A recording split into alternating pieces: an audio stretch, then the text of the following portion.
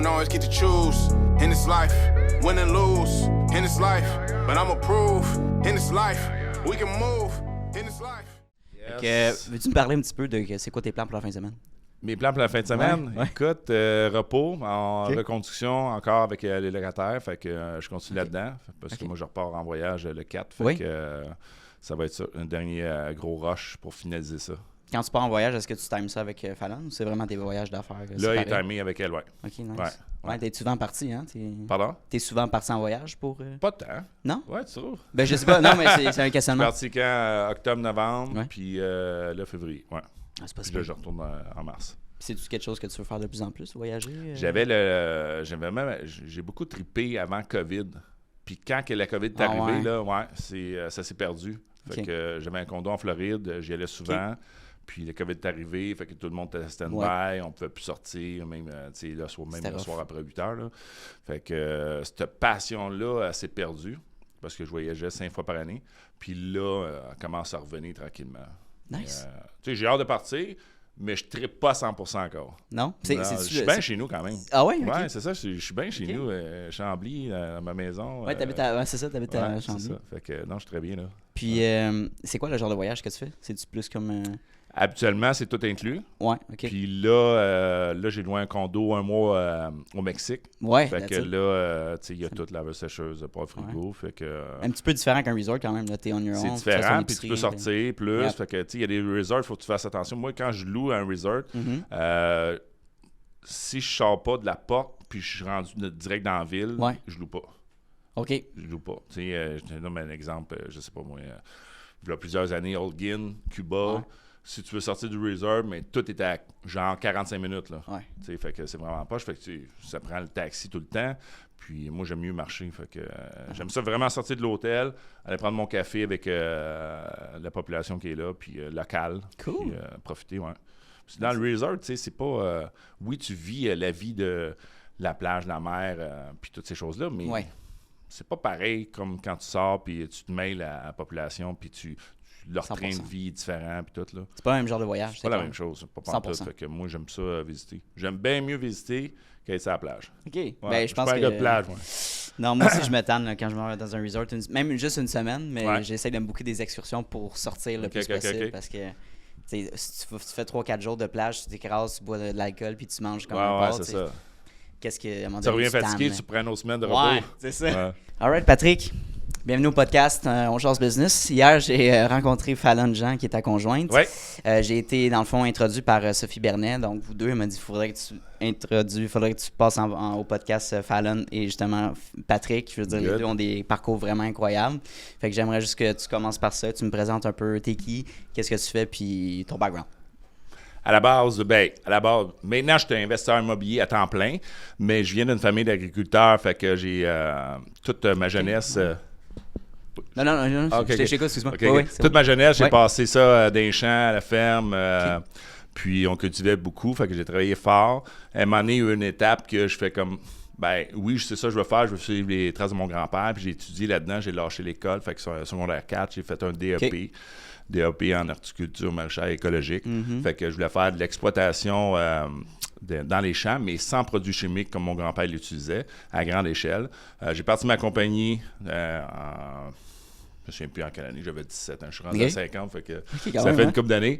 Fait que, puis avec 2 autres associés, mais les 2 autres associés n'étaient pas assez solides physiquement pour tenir... faire la main-d'œuvre dans les champs et tout, puis on s'est séparés après 1 an. Puis là, après 1 an, mais j'ai dit, c'est pas ça que je veux faire. J'aime mieux travailler de ma tête que de mes mains. Je veux pas travailler fort, je veux pas suivre ces traces-là finalement. Je l'avais vécu l'expérience, toute ma jeunesse, puis après ça, la compagnie.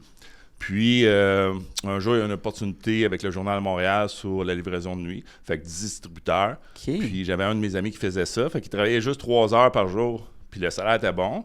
Fait que je me suis dit, écoute, c'est ça que je veux faire. Fait que là, j'ai fait ça une bonne période de temps. Puis à un moment donné, l'immobilier est arrivé par hasard dans ma vie. Je t'expliquerai ça tantôt. Ben, c'est vraiment, c'est le fun. Fait que tu as commencé, tu dirais, ta carrière en tant qu'entrepreneur à 17 ans? Moi, la dernière fois que j'étais salarié, j'avais 16 ans. C'est J'ai incroyable. jamais été salarié après. Salarié, mais t'étais salarié dans quel... t'as commencé? Écoute, c'est une job de fin de semaine. Là. Ok, Je travaille ouais. dans un shell, là, Ouais. fait que salaire minimum, fait que la nuit. Classique. Fait que j'étais un mauvais salarié. Je t'explique, on travaillait la Vas-y. nuit, puis là, dans le jour, on allait fêter, j'allais fêter pareil avec mes chums, Ouais. puis on revenait le soir, puis eux autres, ils passaient la nuit avec moi, puis on prenait de l'alcool sur Mais le ouais. chiffre, mais tu sais, c'était dans la nuit, fait que, mais à un moment donné, ils sont aperçus de ça, fait que la job était bien faite, mais c'était pas le genre d'employé, puis j'étais pas fait pour ça, ouais. me faire indiquer à quelle heure rentrer, à quelle heure sortir, à quelle heure prendre mon lunch, peu importe. Fait que, Première tu sais, job j'ai aussi. découvert ça très de bonne heure, Ouais. que c'était pas ça que je voulais faire, c'est sûr. Puis là est venue la question de l'école aussi. C'était Ouais. quoi ton parcours? Est-ce que tu étais quelqu'un de studieux? Ben justement, tu m'as dit à secondaire 4, t'as arrêté, mais Studieux, non. J'avais des bonnes t'avais-tu un notes. intérêt quand même pour ça? Ou... Ouais. Ouais. J'ai passé... moi, j'étais à Saint-Hubert, à Monseigneur-Parent, puis vraiment des belles années secondaires. Ouais. Tu sais, j'ai pas subi d'intimidation ou rien de ça. Ça s'est super bien passé. J'avais une belle gang de chums. Cool. Fait qu'on s'amusait beaucoup. Mais j'étais pas le genre qui étudiait puis qui faisait ses devoirs. Moi, les devoirs, j'en faisais jamais. J'ai toujours haï ça. Fait que j'en faisais pas, mais j'avais les notes de passage. Ouais. Fait que je passais partout. Tu sais, ma mère disait, écoute, si tu étudies, tu vas avoir 90. Ouais, mais maintenant, j'ai 70. Qu'est-ce que ça change d'avoir 70, 80, 90, 100? C'est la note de passage, c'est 60. Ça change rien. Fait que, ouais. Fait que secondaire 4, j'étais un peu tannant à l'école, mais un bon tannant. OK. Tu sais, je faisais des mauvais Ouais. coups, mais pas rien de dangereux. Ouais. Puis, je me souviens, j'avais rencontré l'orienteur à cette époque-là. Puis, il m'avait dit, sûrement à cause que j'étais tannant, là, puis il voulait se débarrasser de moi. L'école, c'est pas faite pour toi. Ah oui, littéralement. Ouais. Wow. Ouais, l'école, c'est pas faite pour toi. Tu devrais trouver d'autres choses ou peu importe. Mais que, ça avait détonné quelque chose à ma tête. Puis, c'est pour ça que je suis parti faire un DEP. Puis, je me suis dit, je vais me lancer dans l'agriculture, comme je parlais au départ. Puis, fait que j'ai pas fait secondaire 5, j'ai pas de diplôme, j'ai pas fait de balle.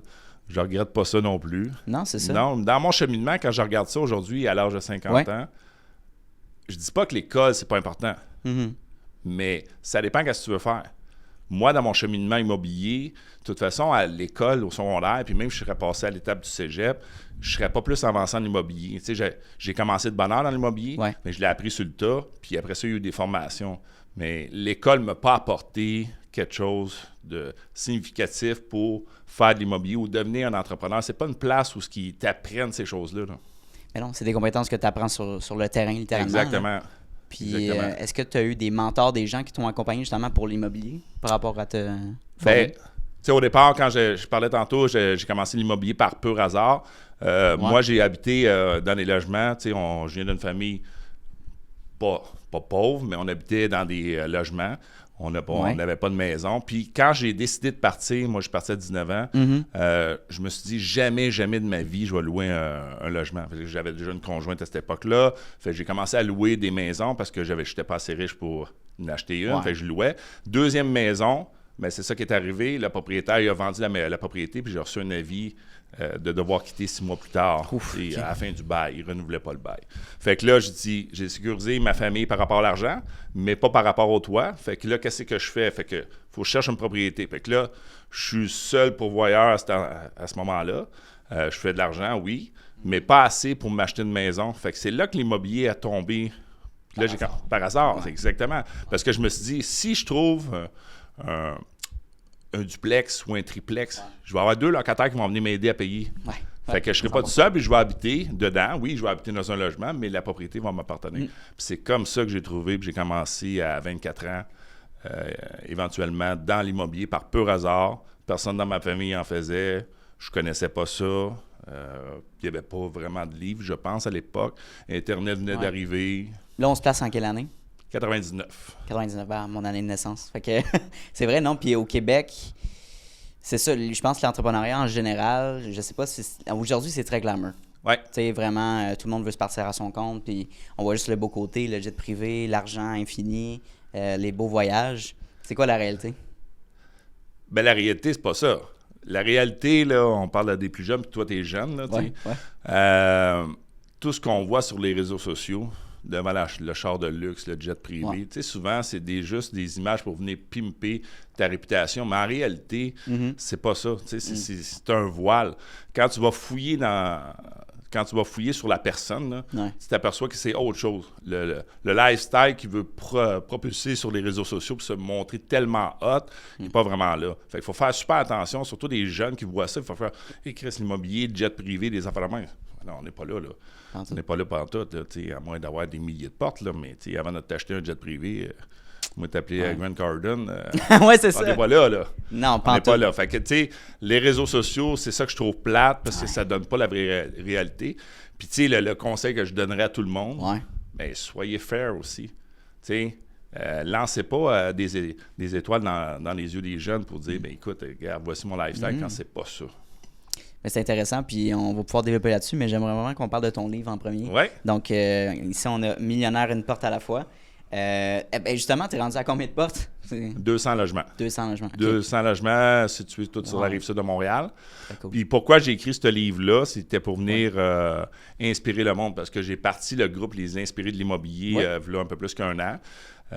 Puis on fait plusieurs événements de réseautage à tous les 2 mois. Puis le livre vient compléter aussi mon histoire. Tu sais, on se connaît tout le monde un peu dans l'immobilier, mais d'écrire un livre puis dire « Hey, voici de où je suis parti, voici où je suis rendu », puis dire à tout le monde, même aux plus jeunes, ça, c'est la réalité. C'est quelque chose que tu peux atteindre si tu as des rêves. Tu sais, si tu as faim à tous les matins de te lever, de réussir dans la vie, de ne pas être un salarié, d'être un entrepreneur, de te dire « Moi, j'ai juste une vie, je vais la vivre comme je le veux, puis je vais bâtir ça pour arriver à ce stade-là, puis pas attendre, mettons, à 70 ans, à ma retraite. Ah, ben là, à ma retraite, je vais pouvoir voyager. » Non, la vie, elle se bâtit de jour en jour, puis il faut en profiter à tous les jours. Fait que le livre vient interpréter de où je suis parti, c'est quoi j'ai fait comme cheminement, comment j'ai bâti l'immobilier, puis pourquoi je suis rendu là. C'est vraiment intéressant. Puis je parlais de ça hier avec Fallon, mais les gens qui attendent toute leur vie pour leur retraite, qui ont hâte d'être retraités, qui comptent les jours, souvent, ils vont être rendus à la retraite, ils vont faire une couple de voyages. Bon, parfait, on est allé à Cuba 3 fois, là, puis je m'ennuie. Qu'est-ce que je fais? J'ai pas aucun projet, j'ai pas aucune passion, j'ai pas rien de ça que j'ai développé pendant mes 40 ans dans l'entreprise X. Ouais. Fait que je reviens travailler. Parce que c'est la seule chose qui les valorise. On les voit, ils reviennent travailler, on les voit chez Renaud Dépôt, on a 2 jours semaine pour venir se désennuyer. Tu sais, la réalité d'attendre, hey, à ma retraite, je vais faire ça. Ouais. Qu'est-ce qui te garantit qu'à ta retraite, tu vas avoir la santé ou la santé financière pour le faire? T'sais? Moi, je trouve que c'est une théorie qui est complètement stupide. Parce que la vie, elle va vite. Moi, quand j'avais ton âge, là, 50 ans, je me disais, c'est vieux bonhomme, ça. C'est la fin. Là. Mais à 50, on recommence, c'est un renouveau. Mais d'attendre à ta retraite pour faire toute ta bucket list, je te dis, tu vas jamais cocher toute ta liste. Là. Mais il y a une question aussi qui revient, parce que là, j'ai 25 ans, puis les gens dans la vingtaine, ils disent je veux vivre, mais je veux survivre aussi. Je veux faire de l'argent, mais en même temps, je veux voyager, je veux faire telle chose, avoir la maison, mon appartement, mon char. Il y a tout ce questionnement-là, mais je fais pas nécessairement... Mon coût de vie ne suit pas mes ambitions, tu sais. Ouais. Fait qu'est-ce que tu dirais à cette personne-là, tu sais, qui est un peu poignée là-dedans? Là? Est-ce qu'on choisit d'être safe ou est-ce qu'on choisit d'être risqué?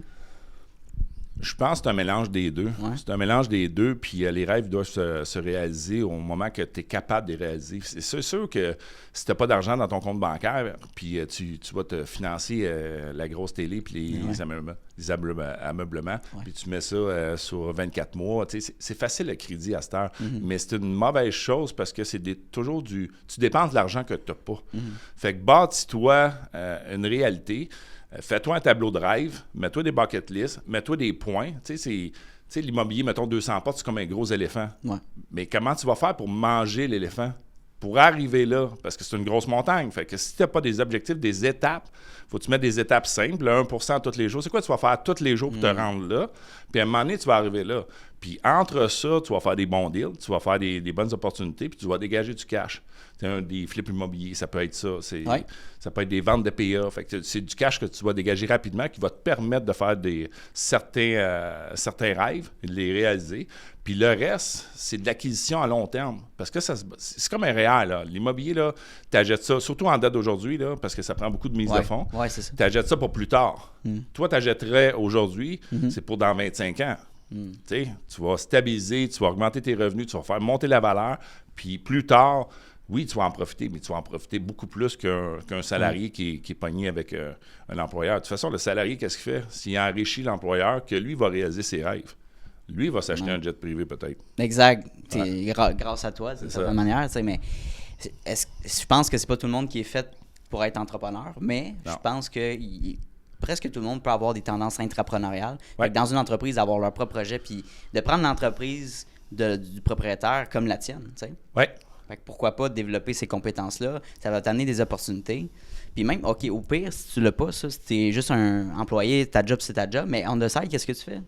Tu fais pas juste clock in, clock out, puis tu t'en vas chez vous te coucher. Là. Non, c'est ça. Tu fais du 9 à 3, du 8 à 5, peu importe. Puis le soir, au lieu de bâtir tes rêves, tu écoutes Netflix, puis les journées passent, tu vas passer 30-40 ans à faire ça. Ouais.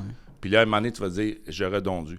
Moi, ma grand-mère, sous son lit de mort, là, ses derniers souffles, c'est ça qu'elle m'a dit. Elle dit, cette vie-là, là, j'en voulais pas. Mais il est trop tard. C'est ça qu'il faut réaliser. Wow. Quand tu sais que on va pas revenir, je sais pas, on va-tu revenir dans une autre vie, je sais pas. Mais parlons de notre vie physique. Là, on a juste une. Il faut en prendre soin, s'entraîner, créer ses rêves, ça c'est là, ça c'est écrit. Tu vois ça dans ton miroir chez vous, partout, sur ton lave-vaisselle, mets des post-it partout. Puis, tu sais, c'est correct aussi d'être employé. Si tu dis, tu sais, c'est pas fait pour tout le monde. C'est pas fait pour tout le monde d'être entrepreneur, bâtir une compagnie, faire de l'immobilier. Mais tu peux le faire on the side puis bâtir un bon fonds de pension aussi. Parce que, tu sais, je sais pas si tu travailles à 30-40 pièces de l'heure. C'est quoi le fonds de pension que tu vas te bâtir? J'ai aucune idée. Mais si on the side, tu te jettes 1, 2, 3 immeubles, tu sais, fait que là, tu vas être entrepreneur, tu vas être un investisseur, puis tu vas être un salarié aussi. Puis c'est correct d'être salarié. Il y a un pourcentage de monde qui sont bien là-dedans, puis la majorité, non. Là, on leur poserait directement la question. Là. Mais moi, je dirais, bâtissez aussi à côté, parce qu'on ne sait pas le dollar d'aujourd'hui, combien est-ce qu'il va valoir dans 30 ans. Est-ce qu'il va diminuer? Est-ce qu'il va augmenter? L'immobilier, c'est toujours une force. Tu sais, il y a tellement d'immigration qui rentre. Ouais. Puis, on a besoin de plus en plus de toits. Le Québec ne bâtit pas, comparativement aux autres provinces ou ailleurs. Fait qu'on est en retard. Si on repartirait là-bas, la construction neuve, là, aujourd'hui, en date d'aujourd'hui, là, on a 10 ans de retard à rattraper. Fait que le multilogement, comme je le fais, moi, usager, là, prend tellement de valeur, puis le monde a besoin d'avoir un toit, puis l'immigration rentre à pelleter, parce que le gouvernement a besoin de ces gens-là pour éventuellement payer des taxes.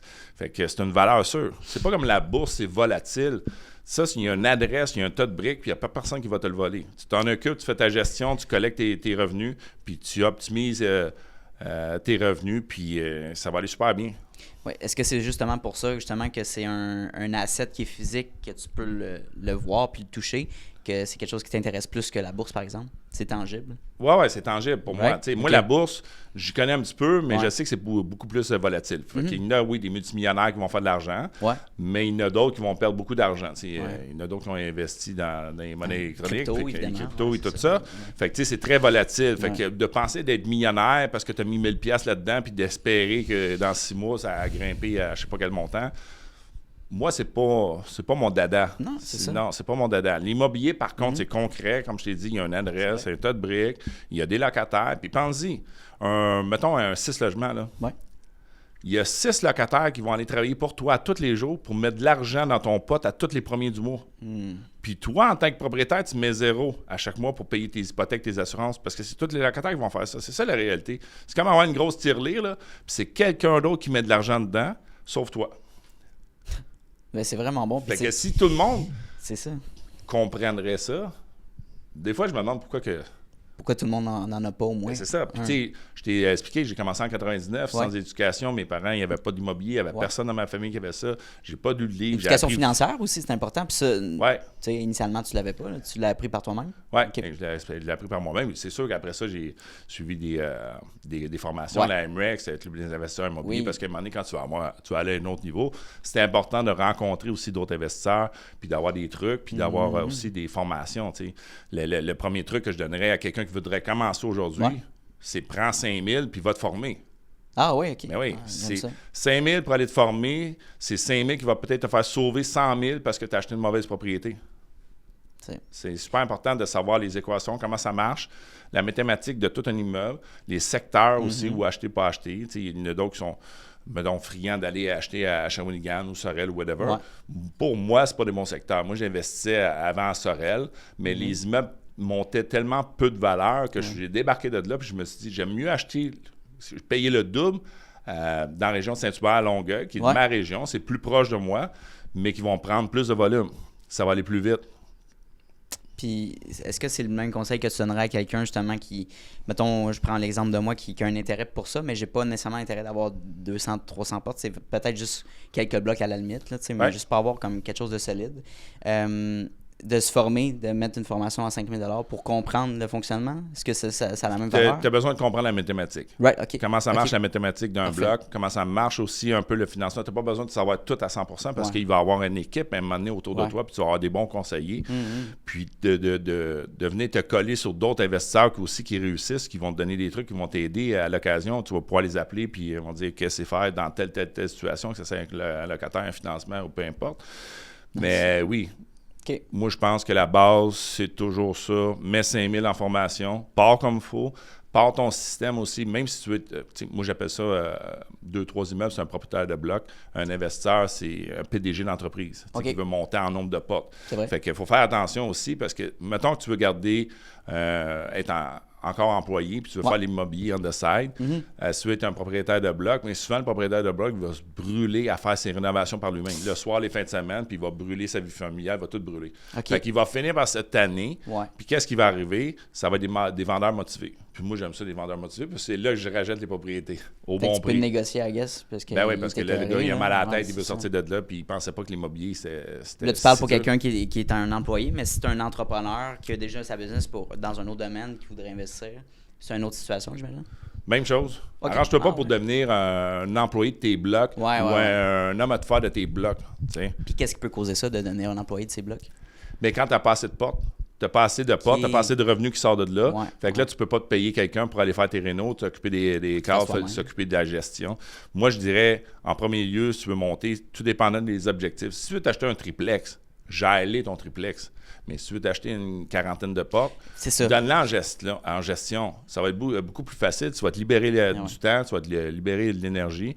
Puis eux autres vont s'occuper aussi de faire l'optimisation, puis s'occuper s'il y a des travaux à faire. Tu sais, il y a une misconception dans le fond des gens qui disent « Ouais, écoute, investisseur immobilier, moi, il faut que j'aille m'aller débloquer les toilettes de mes locataires, tu sais. » Tu vois ce que je veux dire? Non, c'est pas ça. Est-ce qu'on a absolument besoin d'être un manuel pour vouloir investir? Pas pantoute. Pas pantoute. Moi, je change même pas une poignée de porte, là. Ah ouais? Non. Même quand tu as commencé, mais comment tu as fait? Au début, quand j'ai commencé, j'avais la chance de connaître un homme à tout faire. Fait que c'est lui qui faisait mes travaux. Fait que c'est sûr que j'y allais selon mon budget, selon les étapes. Puis non, t'as pas besoin d'être manuel, pas en tout.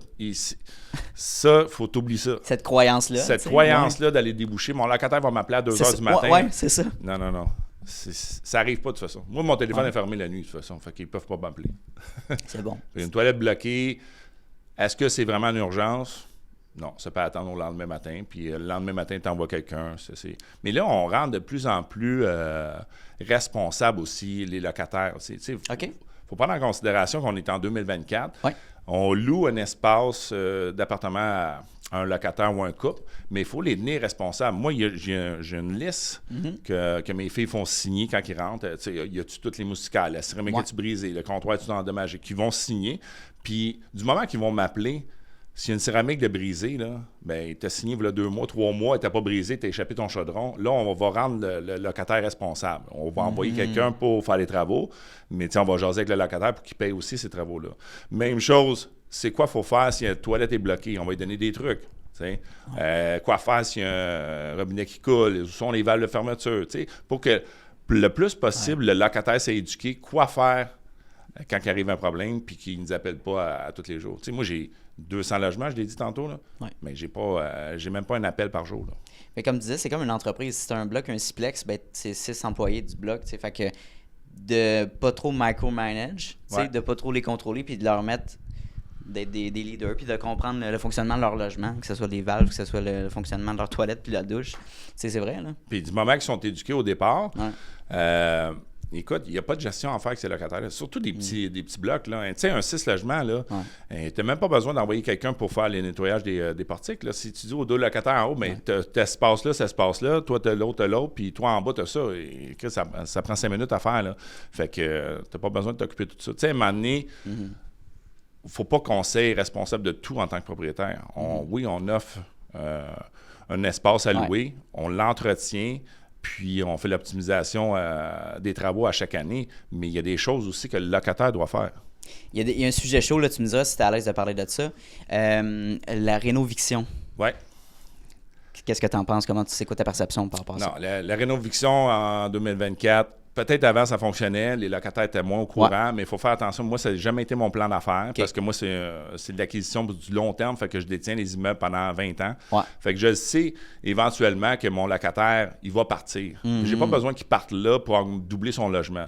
Puis, si tu vas avoir une mauvaise presse en tant qu'entrepreneur, en tant qu'investisseur, fais ça. Tu vas sortir dans le journal à Montréal, tu vas avoir une mauvaise presse. Les locataires, c'est pas des fous, tu sais. Pour moi, c'est des clients. Fait que faut prendre soin d'eux autres. Je parlais tantôt d'attirer. C'est eux autres qui mettent de l'argent tous les mois. Fait que pourquoi qu'on les pousserait dehors? Oui, peut-être qu'ils payent la moitié du prix. Est-ce que quand tu achètes un immeuble, tu peux aller négocier intelligemment avec eux autres? Moi, je l'ai fait souvent. Tu dis, écoute, voici le prix que tu payes, voici le prix du marché. Ils savent le prix du marché aussi.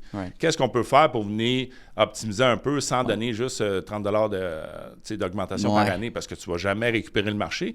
Mais tu pourrais-tu faire la première année et tu dis, écoute, ça fait longtemps que tu ne payes pas cher, on est rendu là, moi j'ai acheté l'immeuble beaucoup plus cher que l'ancien propriétaire, j'ai plus de dépenses, voici toutes mes dépenses, je ne balance pas dans rien. Je le savais aussi quand j'ai acheté que je ne balancerais pas, mais en tant qu'être humain intelligent, on est capable de se parler. Est-ce qu'on peut réajuster? Tu payes 6, ça vaut 12. On peut-tu le mettre à 700? On peut-tu le mettre à 750? Souvent, quand tu viens avoir une bonne discussion avec le locataire, puis il comprend aussi tes exigences, puis il comprend aussi les nouvelles dépenses, puis il comprend aussi que l'ancien propriétaire, peut-être qu'il avait hérité, qu'il s'était payé. C'était pas la même problématique. Fait que là, maintenant, avec les taux d'intérêt, avec les mises de fonds qui sont impressionnantes à mettre sur les immeubles, ben oui, c'est une discussion que tu dois avoir avec ton locataire. Si ça fonctionne pas, ben trouve d'autres stratégies. Mais il y a toujours des stratégies pour arriver pour dire, ben écoute, sans qu'il y ait une rénoviction, sans que ton locataire se sente lésé là-dedans, ben c'est d'avoir des bons mots, puis t'échanges. Tu sais, on a une bouche, 2 oreilles. Fait que moi, je vais poser les bonnes questions. Puis après ça, je vais me mettre en mode écoute. Puis à partir de qu'est-ce que tu vas me dire, je vais trouver des stratégies pour que ça soit gagnant-gagnant. Faut pas oublier ça. C'est un client. On appelle ça des locataires, là, mais pour le vrai, c'est un client. Ben oui. Tu offres un service, ça, c'est ton client. Respecte ton client, respecte ses exigences, c'est quoi ses objectifs. Est-ce qu'il prévoyait partir l'année d'après, de toute façon? Pourquoi tu le pousserais dehors? Si tu le sais déjà, tu dis, écoute, on fait ça comme ça, laissons le prix du loyer là. Je sais que quand tu vas quitter, je vais rénover, puis là, je vais pouvoir augmenter. Fait que, mais non, rénoviction...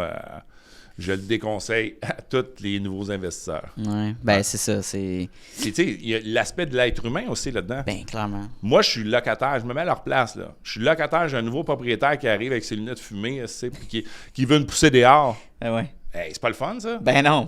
Mettons, ça fait 5 ans que je reste là, puis j'ai bâti ma petite famille là, puis je suis bien, je m'entends avec les autres locataires. C'est vraiment chiant de se faire pousser dehors. Fait que, oui, il y en a qui réussissent parce qu'il y a des locataires qui connaissent pas les règles, mais je dirais même aux locataires, regardez aussi les règles quand il arrive une rénoviction ou que le propriétaire qui veut faire des agrandissements cachés parce qu'il veut vous mettre dehors. Il y a toujours des... Mais de faire pimper un immeuble, de doubler sa valeur en très peu de temps, maintenant, on arrête ça. On fait pas ça. Fais pas ça. C'est d'être humain. Puis comment tu peux être à l'aise de faire ça? Puis justement, de mettre des humains dehors à la porte parce que c'est sûr, je comprends, il faut que tu aies de la profitabilité dans ton immeuble, mais il y a un juste milieu, il faut que tu l'écoutes. Oui, c'est ça, exactement. Je voulais juste faire une petite parenthèse. Moi, comme je te disais, j'étais en logement, puis les propriétaires de l'immeuble, ils habitent en bas dans le 5,5. OK. Fait que, ils ont une accessibilité, c'est une petite famille, ils ont des enfants, ils sont vraiment à l'écoute, right? Puis c'est des logements abordables qu'on a, fait que c'est vraiment bien. Puis, j'ai un problème avec ma poignée de porte, elle gèle l'hiver, pas de problème, on s'en va faire ça aujourd'hui. C'est l'avantage d'avoir quelqu'un qui est justement dans le logement pour t'aider, c'est le fun. Là, fait il y en a des bons propriétaires, puis c'est juste que les médias les mettent moins de l'avant. Qu'est-ce qui fait jaser? C'est des rénovations, c'est des locataires qui prennent pas soin de leur logement. Ils veulent vendre du média, ils veulent vendre des journaux. Fait ils vendront pas l'idée « Hey, M. Filiatro, un très bon propriétaire, va faire un article sur lui. » Ça attire pas personne. M. Filiatro, il a rénové puis il a mis tout ce monde-là dehors à la rue. Là, ça fait un bel article, Ben ça fait jaser, puis c'est le fun pour eux autres, c'est tout ce qu'ils veulent, mais ils devraient prendre aussi des bons propriétaires puis faire des articles là-dessus. T'es-tu déjà fait passer en entrevue justement dans un journal? Non. Pour le bien? Réunion Courtemanche, j'en parlais dernièrement. J'ai vu un post Facebook que les gouvernements broient parce qu'ils n'ont pas de logement. Oui, c'est ça. Il n'y a pas de création de logement. Ouais. Mais en même temps, ils vont pas voir des gars comme Ré Junior qui font Cité Mirabel, qui construisent, puis ils ne donnent pas des solutions non plus. C'est toujours... D'un côté, il y a une mauvaise facette, mais si tu veux trouver les solutions, pourquoi tu ne vas pas avoir des entrepreneurs comme Ré Junior? Puis c'est quoi les solutions pour amener d'autres logements? Puis comment que les gouvernements pourraient mettre des processus en place pour arrêter de mettre des bâtons dans les roues? Ils ont besoin de logements, mais ils ne sont pas à l'écoute des entrepreneurs. Ils ont besoin de logements, mais ils ne subventionnent pas. Ils ont besoin de logements, mais pas dans ma cour. Souvent, dans les villes, ils vont dire « Hey, c'est un beau projet, mais chez nous, on ne veut pas ça. » Puis tu sais, un citoyen sur, mettons, un 500 logements pourrait s'opposer, puis le projet va tomber à l'eau. Ah, mon Dieu. Je trouve ça complètement stupide. Ouais. Hey. C'est l'effet pas dans ma cour. Mais c'est bizarre. Tout le monde veut des solutions, mais quand les solutions arrivent, tout le monde se sauve. Il dit il fallait chez le voisin, mais le voisin ne veut pas plus. Fait que c'est pour ça qu'on est tellement en retard au Québec. Il n'y a pas de solution. Mais c'est drôle parce qu'on n'est pas obligé d'aller loin. Là. En Ontario, c'est complètement différent. Je sais que les régies de la... Justement, l'obtention des permis pour bâtir est beaucoup plus facile. L'accessibilité, il y a moins de réglementation. Puis la croissance est meilleure, évidemment. T'sais. Pourquoi au Québec, nous, on est restreint là-dessus? On en a besoin. Là. On est confronté à l'immigration qui a besoin de logement. Exactement. Les investisseurs immobiliers, je vous ai à un moment donné, trouver des bons deals, ça se limite. Là, si tu as moins d'inventaire, les prix augmentent aussi. Les prix, il y a moins d'inventaire, fait que les prix des maisons augmentent, les coûts de la vie augmentent. C'est un non-sens. Fait que la solution, c'est de bâtir, right? C'est de bâtir en hauteur, densifier plus. Quel type d'immobilier? Tu dirais que genre une maison unifamiliale, des multilogements? Ces multilogements-là, on a besoin de multilogements. On a besoin de logements parce que de toute façon, pour acheter des propriétés, puis tu dois le voir aussi le marché, là, si tu magasines des propriétés, puis là, ça te prend X salaire, puis... Tu vas t'acheter quoi? Tu vas t'acheter peut-être une maison à 400 000 qui va passer au financement, mais qui a 200 000 à mettre dedans. Mais si tu veux aller à un autre niveau à 800 000, parce que les propriétés, ça arrive sud, là, quelque chose de correct, là, c'est 800 000. Mais quel Québécois, couple ou peu importe, ils ont cette capacité-là d'emprunt, surtout avec les taux d'intérêt, c'est impossible. Fait que tout le reste en location. Puis là, il y a une grosse pression sur nous autres, les propriétaires d'immeubles locatifs, à ne pas monter les revenus. Mais, tu sais, de notre côté, on n'est pas... on ne peut pas subventionner non plus des logements à bas prix. Tu sais, parce qu'il y a une capacité aussi qu'on a besoin de revenus pour payer l'immeuble, l'entretenir, tout ça. C'est pour ça que le parc immobilier au Québec se dégrade, parce qu'on est régi à un pourcentage c'est politique, là. C'est politique, tu sais. Fait que je vois pas pourquoi que la pression est toujours sur les propriétaires. T'sais, pourquoi le gouvernement ne donne pas plus de subventions pour la construction? Pourquoi il ne donne pas plus de subventions? Il n'augmente pas les rentes pour aider les personnes âgées à payer les loyers aussi pour qu'on puisse les entretenir. Une dépense mettons qu'on ferait une cuisine, là, selon les règles du tribunal administratif, là, le pourcentage, là, mais ça va prendre 30-40 ans avant de rentrer dans notre argent. C'est complètement ridicule. Fait que là, en 30-40 ans, combien tu penses de cuisine je vais refaire? Puis là, le locataire peut s'agager tout. Là, j'ai le droit d'aller à la régie. Puis, il va avoir un dossier. Mais après ça, trouve-les s'il est solvable. Oh, mon Dieu. C'est 7% à peu près des montants qui sont récupérés à la régie. Fait qu'il n'y a aucune incitation pour que des promoteurs viennent développer des projets immobiliers au Québec, là, vu que les coûts, la rentabilité n'est pas là.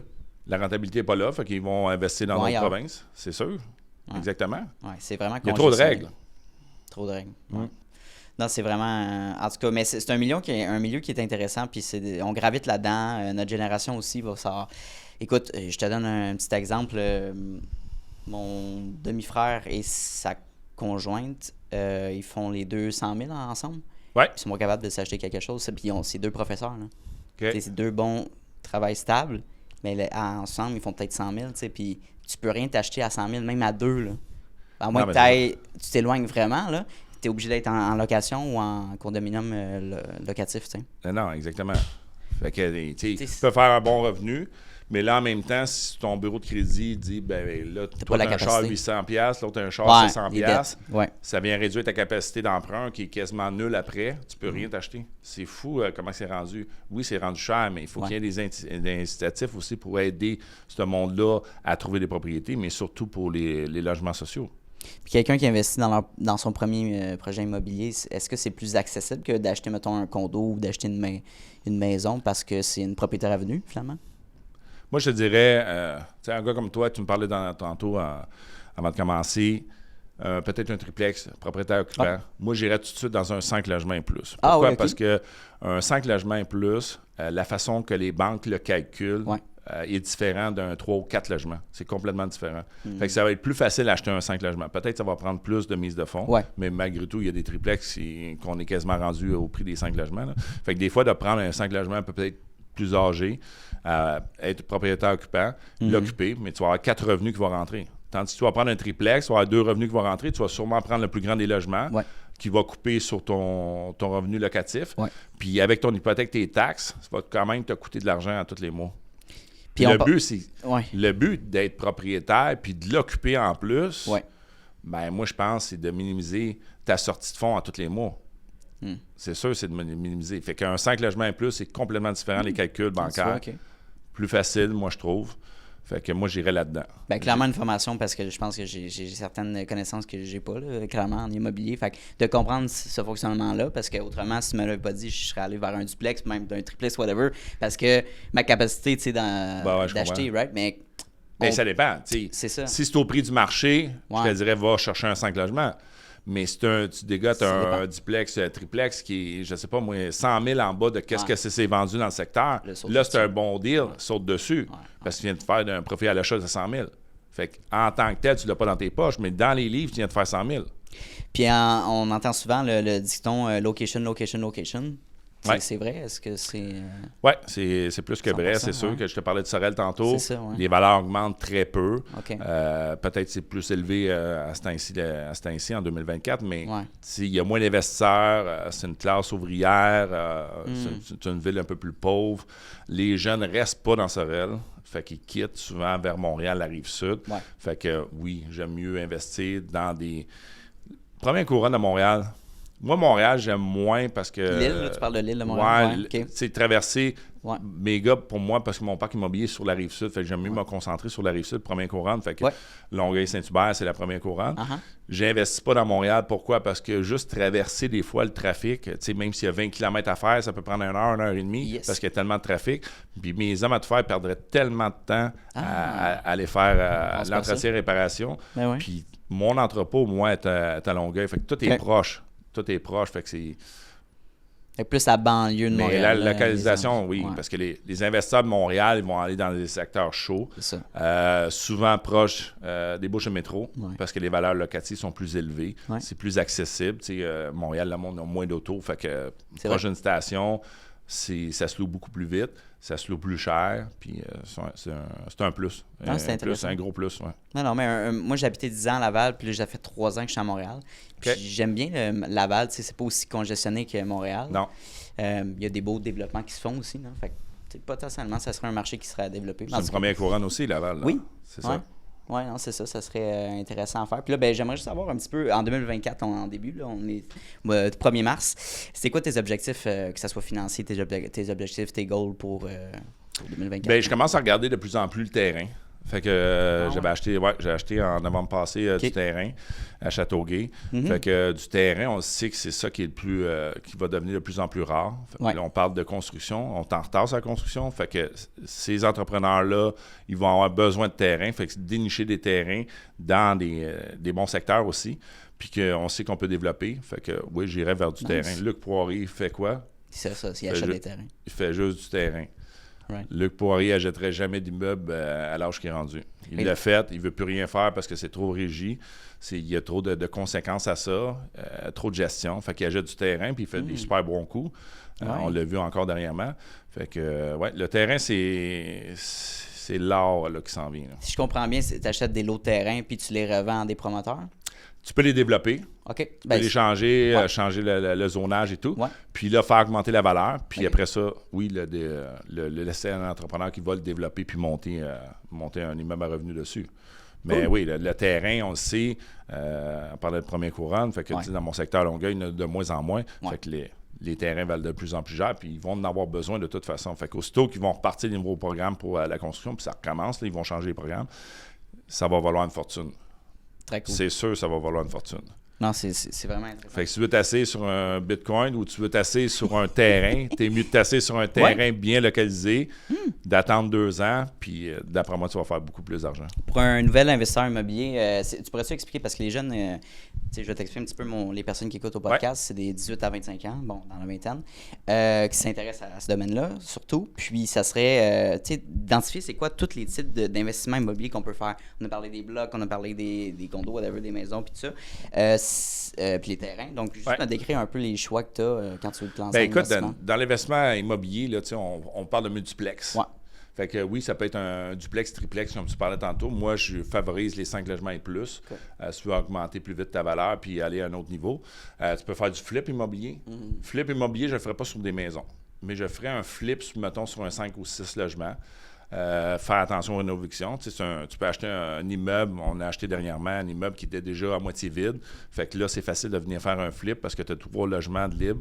Puis souvent, les locataires, quand il y a des travaux, mais ils ont déjà trouvé quelque chose d'autre. Ils ne veulent pas endurer ça pendant des mois. Fait qu'il y a des ententes qu'on peut trouver avec eux autres. Moi, j'en ai mis dans mon parc locatif aussi, parce que, comme je t'ai dit, je n'aimais pas des arts. Il faut qu'on trouve des alternatives.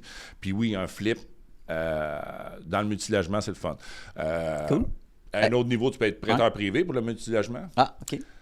Fait qu'il y a beaucoup de sources de revenus, des ventes de PA. Fait que trouver un deal, un immeuble hors marché qui n'est pas sur Centris, que, je sais pas, la porte de ton voisin, c'est un propriétaire d'un duplex, il veut vendre, tu le sais. Puis là, tu obtiens un bon prix. Mais pourquoi pas signer une PA avec? Puis d'aller voir quelqu'un qui a un peu de sous, même si tu n'as pas de sous, puis dire, écoute, voici un deal immobilier.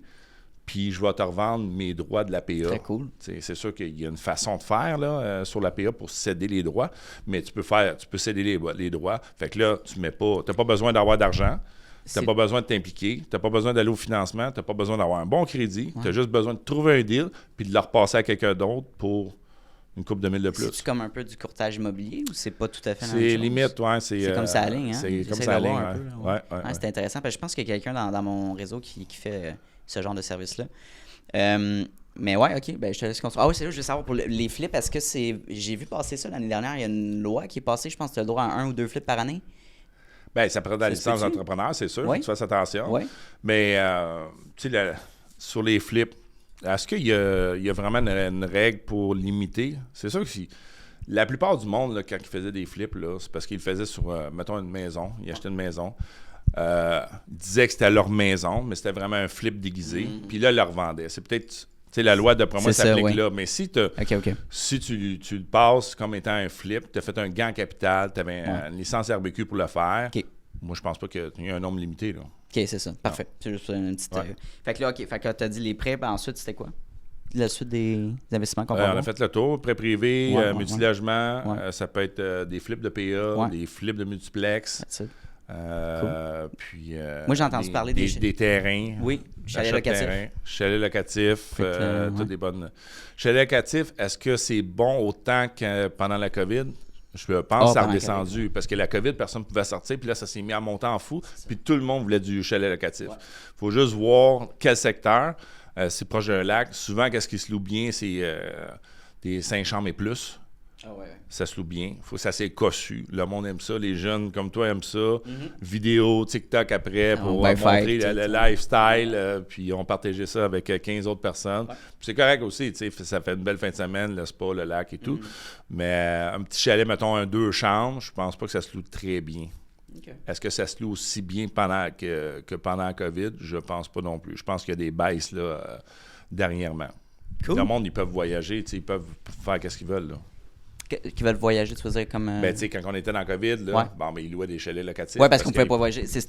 La demande a switché. C'est ça, la demande a switché. Là. Fait que, est-ce que l'offre est aussi forte? Il faut vérifier. C'est pour ça que, tu sais, peu importe dans quel investissement immobilier tu vas aller, ça c'est le multilogement ou le chalet locatif qui te tente, mais c'est d'aller chercher les bonnes informations. Puis aller chercher aussi ceux qui en font. Pourquoi pas les rencontrer? Tu sais, tu connais quelqu'un que tu as trouvé sur les réseaux sociaux qui a 5 chalets locatifs dans un secteur. Pourquoi pas aller prendre un café avec? Il va te donner de la formation gratuite. Tellement. Il va te donner tout ce que tu as besoin. Puis après ça, ça va être peut-être un mentor. Moi, je l'ai fait souvent dans les... Il y avait des conférences au Club des investisseurs immobiliers. Quand que je me souviens, j'avais 30-40 portes. Puis là, j'écoutais des gars qui avaient 80 portes. Puis je fais comme... Ils sont rendus à un autre niveau, tu sais. Fait que... mais j'attendais toujours à la fin de la conférence pour aller solliciter ces gars-là pour leur dire « Hey, écoute, la semaine prochaine, es-tu disponible pour un lunch? Ça m'intéresse. Puis qu'est-ce que tu as dit sur le stage? C'est bien, mais je veux approfondir certaines idées. » Puis souvent, ils disaient oui. Fait que là, tu vas luncher, tu prends un verre de vin, ça coûte 100$ pour les deux, mais tu as une tonne d'informations, là. C'est fou, là. C'est beaucoup plus que... Puis le gars, il est sur le terrain, il sait de quoi il parle. Il sait. Puis ça coûte rien. C'est comme avoir une formation à 100$, mais là, t'as le gars direct avec toi, là. Ben, t'as le contact. T'as le contact direct, en plus. C'est fou parce que, oui, il va t'emmener du knowledge puis tu vas faire un contact, mais souvent aussi, tu vas avoir des opportunités. Il va dire, justement, j'ai besoin d'aide pour telle affaire. Ça te tente-tu de...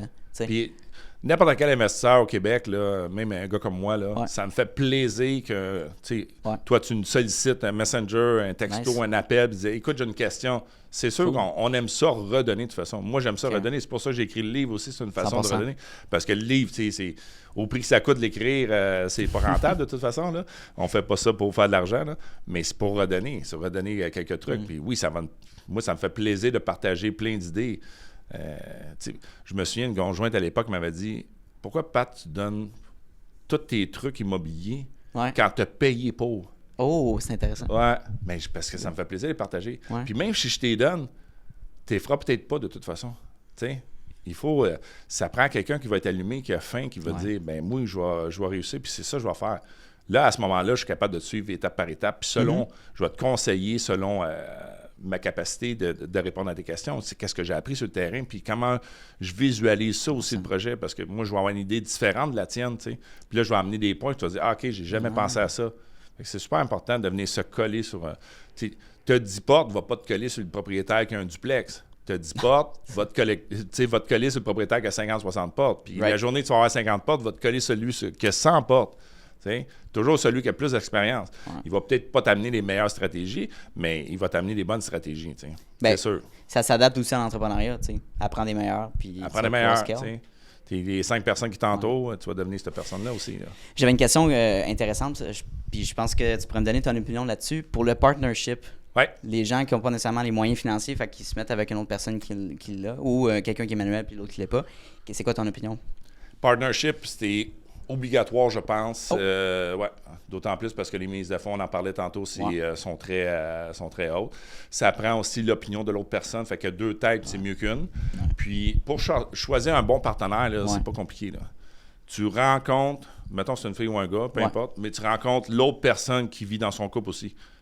Ah oui, très important, parce que cette personne-là, tu sais, comme mon partenaire, quand j'ai rencontré la première fois, j'ai rencontré aussi sa femme, pour savoir si sa femme elle a les mêmes objectifs que son mari. Parce que lui, il peut avoir des objectifs différents, puis elle peut faire dire, ben écoute, moi, je te laisse aller, chérie, mais dans 3 ans, on tire la plug, puis moi, je veux faire de l'immobilier pendant 10 ans, puis si je connais pas cette information-là, ça veut dire que dans 3 ans, je vais être topé avec ce partenaire-là. Puis là, je vais peut-être perdre du temps, ou je vais perdre la motivation parce qu'il veut pas aller plus loin que moi, puis sa femme va tirer par en arrière. Tu comprends? Parce que... Au bout de la ligne, c'est lui qui couche avec le soir. Fait qu'elle va amener son opinion, elle va amener comment est-ce qu'elle voit ça. Elle va dire, ben écoute, tu travailles trop. Moi, je veux juste faire 3 jours semaine. Je veux qu'on parte la fin de semaine au chalet. Tu sais, c'est juste de savoir, es-tu disponible? Voici mes objectifs. Moi, je vais atteindre 30 millions. Je vais avoir tant de portes. Je vais avoir ça. On est partenaire pendant combien d'années? 10 ans, parfait. Tu sais déjà toute la base au début. Puis c'est sûr que tu vas venir établir les objectifs à chaque année. C'est important de parler. Mais de rencontrer le partenaire de vie aussi de ton partenaire, c'est super important. Comme ça, tu vas avoir l'ordre juste de qu'est-ce qui se passe aussi dans le couple. Puis un partenaire, c'est carte blanche. C'est comme un mariage. Fait que tu mets tes états financiers sur la table, tu as la cote de crédit, puis moi, je veux tout savoir. Si tu trouves un partenaire, mettons que, je sais pas, que 200 000 de liquidité qui vont investir avec toi, tu vas dire « Oh, big deal », mais tu n'as pas rencontré sa femme, puis là, ils sont en train de se divorcer. Qu'est-ce que tu penses qui va arriver dans 1 an? Là, il va être obligé de séparer tous ses avoirs. Puis là, 200 000 va disparaître comme neige au soleil. Puis là, les états financiers ne fonctionnent plus. Puis là, la cote de crédit ne fonctionne plus. Puis les financements ne fonctionnent plus. Puis là, tu vas être bloqué dans ton cheminement. Fait qu'il y a beaucoup de choses à surveiller. On pense pas à ça, mais c'est vrai. C'est le partnership, tu as ton partner, mais c'est sûr, tu as ton conjoint ou la conjointe de la personne qui est aussi dans ce partner-là. Ben oui, exact. C'est clair. On pense pas à ça, mais c'est tellement un bon truc que tu viens de donner. Là. Regardez toutes les possibilités alentour de vous. Là. Tout le temps. Puis, tu sais, c'est important aussi que ton partenaire, même moi, on mette ça à table au début, mais voici mes dettes. Voici qu'est-ce que j'ai, mais voici mes dettes. Parce qu'il peut avoir une bonne cote de crédit, il peut avoir un beau portfolio, mais il est tellement endetté qu'il ne peut pas aller au financement. Ça, c'est une chose à prévoir aussi. Là. OK. Ouais. OK, j'aime ça. Dernière petite question pour toi. Une petite question, mais tu peux prendre le temps d'y répondre. Ouais. C'est quoi l'impact que tu vas avoir sur la société avec ton investissement immobilier, avec le livre que tu veux écrire en vieillissant? C'est quoi un peu? Comment tu vas redonner? Ben, c'est ça. Le mot, c'est redonner, Ouais. influencer, inspirer. C'est pour ça que mon groupe s'appelle Les Inspirés de l'immobilier. Si vous voulez aller voir sur Facebook, Les Inspirés de l'immobilier, ça va me faire plaisir de vous rentrer dans le groupe. Puis on fait des événements à réseautage, mais c'est pour venir partager aussi notre passion. Se réunir des investisseurs ensemble. C'est pas nécessairement des investisseurs de gros calibre tout le temps. Il peut y avoir des petits calibres, gros calibres. C'est de réunir tout ce beau monde-là, puis de partager aussi notre passion, puis faire évoluer l'autre aussi. Tu sais, trouver des partnerships aussi dans les réseautages. Tu sais, toi, tu rencontres une autre personne, puis tu dis, hey, écoute, là, ça clique avec lui, puis il y a un parc immobilier où il y a 50 portes, où il y a 25 portes. 100%. Il y a temps pour investir. Fait que, oui, c'est vraiment pour venir inspirer, puis dire à tout le monde, tu sais, le livre, c'est un beau signe. Ouais. Tu sais, je l'ai dit tantôt, j'ai lâché l'école secondaire 4. Je peux aller au cégep, je peux aller à l'université. Je parle pas anglais. On parlait de bac, là. Moi, les seuls bacs que j'ai, là, sont pas sur les murs, sont dehors, puis je les sors une fois par 2 semaines. Fait que j'ai mon bac bleu, mon bac noir, mon bac brun. Fait que... Très sharp. Là, juste à remonter le livre. Ouais, c'est ça. Fait que, tu sais, t'as pas besoin... Faut pas oublier que le banquier, quand il va lui demander un prêt, là, il veut pas savoir quel diplôme que tu as accroché sur les murs. Il veut savoir ton expérience, puis où est-ce que tu vas aller avec ça, puis ton objectif à travers tout ça. Puis quand tu vas y raconter ton histoire, parce que c'est une relation d'affaires qui va s'établir, puis sûrement sur plusieurs années. Fait que c'est important que le banquier ne sente pas que tu es juste là pour venir tirer un prêt chez eux, mais que tu veux bâtir une relation à long terme. Puis il ne veut rien savoir de tes diplômes. Il veut savoir où est-ce que tu t'en vas, c'est quoi tes liquidités, puis c'est quoi ton expérience par rapport à ça. Oui, puis surtout, même un employé pourrait penser qu'il faut que j'aille mon bac absolument pour aller chercher la job que je veux. Mais en même temps, en tant mettons que je cherche un candidat pour faire du montage vidéo, ben clairement, je vais regarder son portfolio puis ce qu'il a fait en dehors de son curriculum. Si la personne a pris un chemin qui a été le moins tracé, clairement, il est beaucoup plus intéressant. Là. Ben oui. Je vais être plus enclin à aller vers cette personne-là. Son profil amène beaucoup plus d'expérience que quelqu'un qui a pris le chemin safe, si on veut. Là. Le chemin safe, là, qu'est-ce qui va arriver, là, c'est que il n'y a pas d'entrepreneur vraiment là-dedans. L'entrepreneur prend toujours des trails, il revient sur l'autoroute, il prend une trail, il revient sur l'autoroute. T'sais. Il y a des embûches, il va mettre un genou à terre, il va se le relever, il va trouver des stratégies. Il faut que... Il y a des étapes d'entrepreneuriat que faut que tu te casses la gueule pour apprendre. Puis quand tu te casses la gueule, mais là, tu sais que tu ne vas pas refaire les mêmes erreurs. Là, moi, j'avais de la restauration à un moment donné. J'avais un presse-café que j'avais acheté à Sorel, une franchise. Puis moi, j'avais calculé ça comme l'immobilier. J'ai des revenus, j'ai un staff, j'ai des dépenses, j'ai un fou de gosse. À la fin du mois, il reste tant. Je réinvestis ça dans l'immobilier, mais la réalité, c'était pas ça. La réalité, c'était que le café n'était pas rentable, puis c'était pas ma passion. Puis quand que j'ai embarqué complètement là-dedans, j'ai réalisé que je venais de m'acheter une job. Parce que j'étais obligé d'être là. J'étais obligé de mettre la superviseure dehors pour sauver sur le salaire parce qu'on rentrait pas. On pouvait avoir 400 personnes par jour, mais 400 personnes qui prennent un café, c'est pas rentable. S'ils prennent des lunchs et des choses comme ça, c'est rentable. Fait que au bout de 13 mois, ben, je savais que, 1, c'était pas ma passion. 2, je m'étais créé un job. Puis je voulais pas gérer des employés, là. C'était pas ça. Puis je passais 15 heures à peu près par jour, là. Fait que j'étais vraiment prisonnier de mon restaurant. Fait que faut vraiment que ça soit une passion. L'immobilier, pour moi, c'est une passion. Puis c'est ça qui est important de développer tout au long d'une vie. Parce que si tu vis pas passionné, puis tu arrives pas à... Je sais pas, à 80, 90 ans, je sais pas à quel âge on va mourir, là. Mais il faut t'arriver avec une histoire que tu vas pouvoir raconter avec tes petits-enfants. Tellement. Moi, je vais arriver avec une histoire. Voici qu'est-ce que j'ai fait. Voici pourquoi j'ai pas fait ça. Pourquoi j'ai fait ça. Qu'est-ce qui est arrivé. C'est quoi les étapes. Pourquoi j'ai mis un genou à terre là.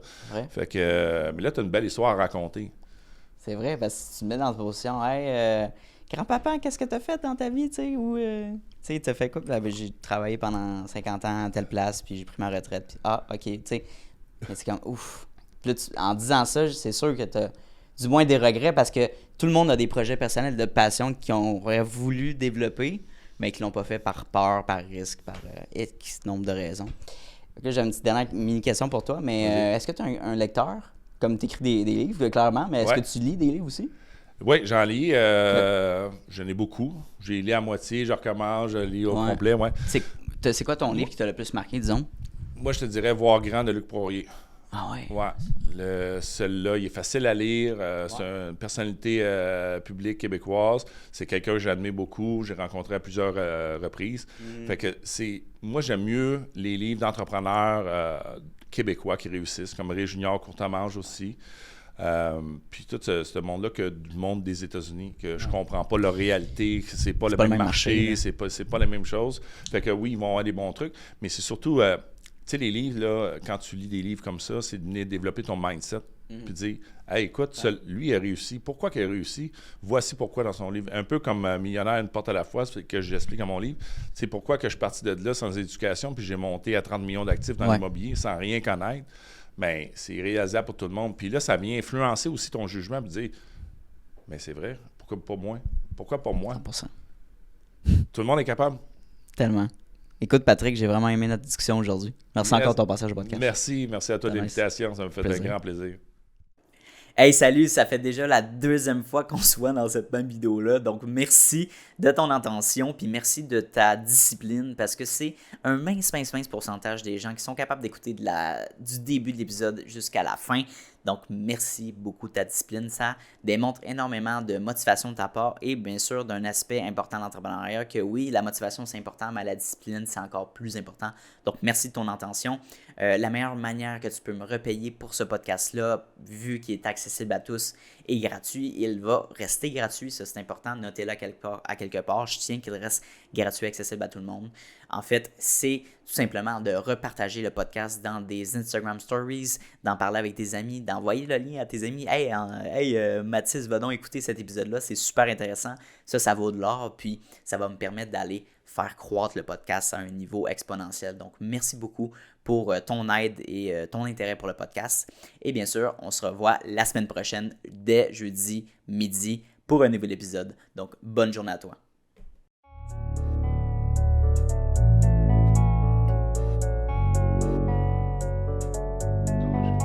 You don't always get to choose in this life, win and lose in this life, but I'ma prove in this life we can move in this life.